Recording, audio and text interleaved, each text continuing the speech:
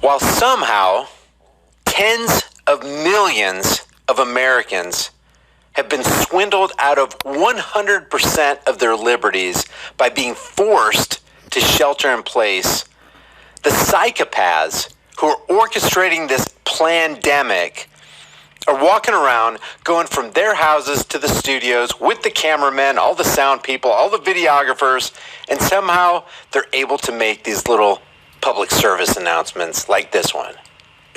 So the order states, and it is legally binding and is punishable by a fine or punishable by a jail sentence. Certainly don't want to crowd our jails right now with people who are just trying to get to work. I understand this. But the order reads, all individuals currently living within Dallas County, not working, living within Dallas County, are ordered to shelter at their place of residence. What that means is it doesn't matter whether your job is in Fort Worth or whether your job is in downtown Dallas or Plano. If you live here, you're under this order.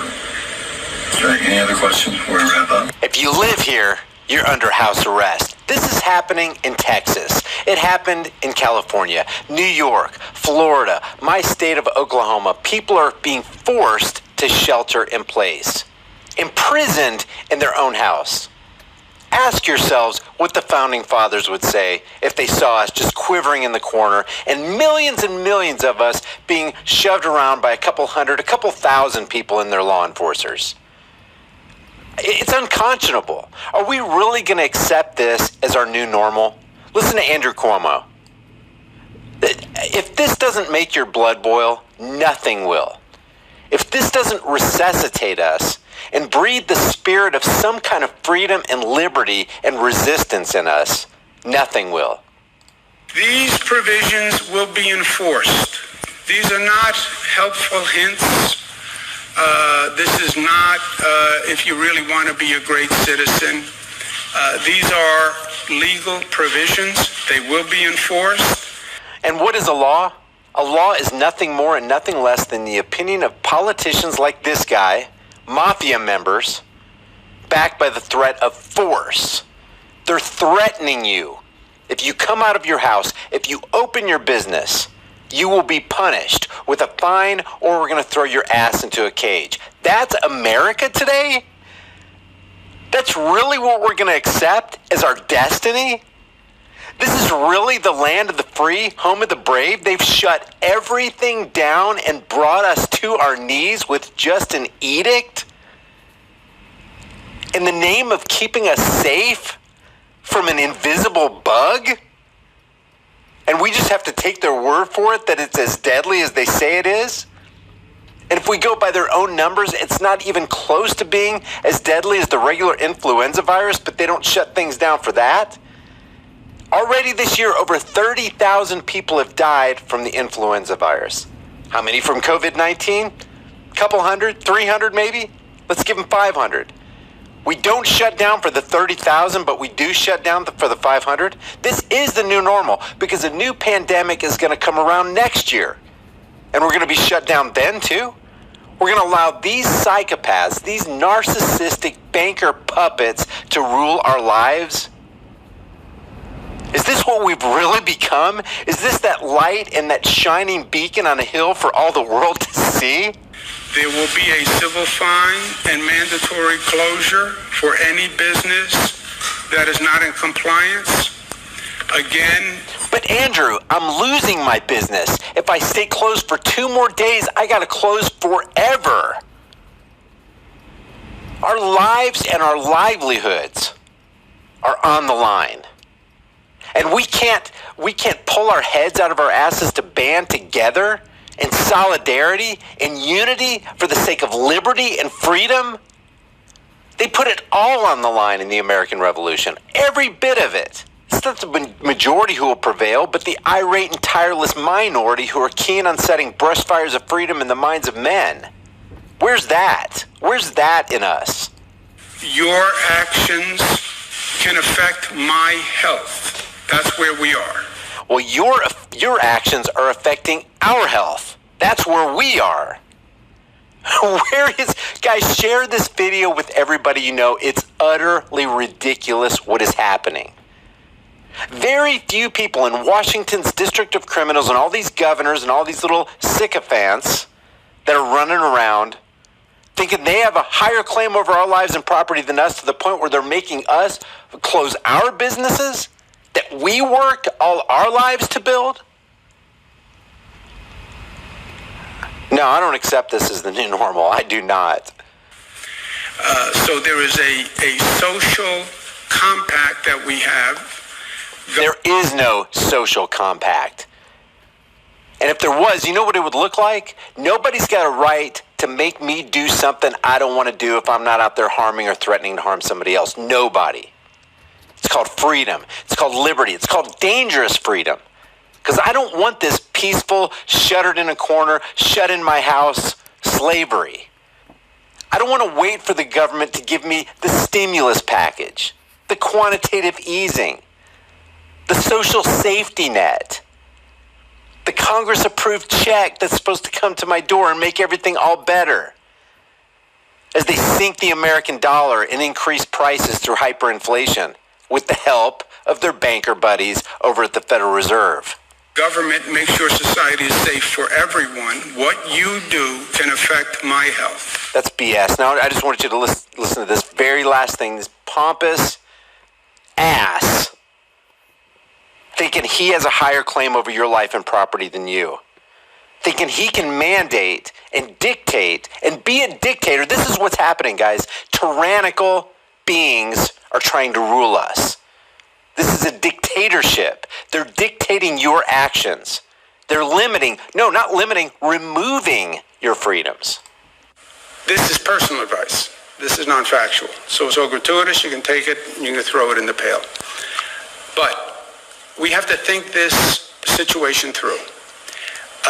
Don't be reactive at this point. Yeah, we, the government, are pointing a government gun in your face, and we're telling you not to be reactive To this situation. Yes, you are out of control in many ways.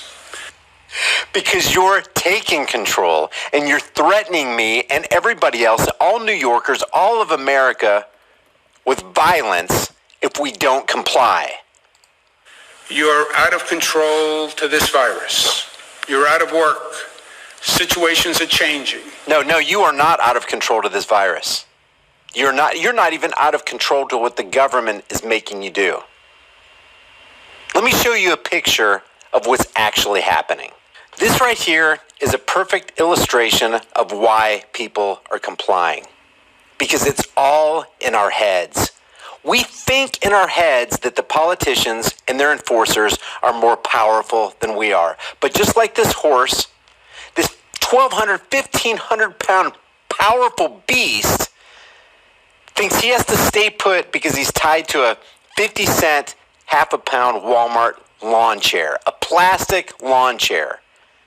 He could easily go anywhere he wants to, but he doesn't, because there's a construct in his mind that keeps his entire body from moving. That is what's happening to America. And this is why I need you to get this message out. We need to wake up and realize the power we have as individuals, and we need to unite against this tyranny. I don't care if you're Democrat. I don't care if you're Republican. We cannot stand for this. This cannot be our new normal.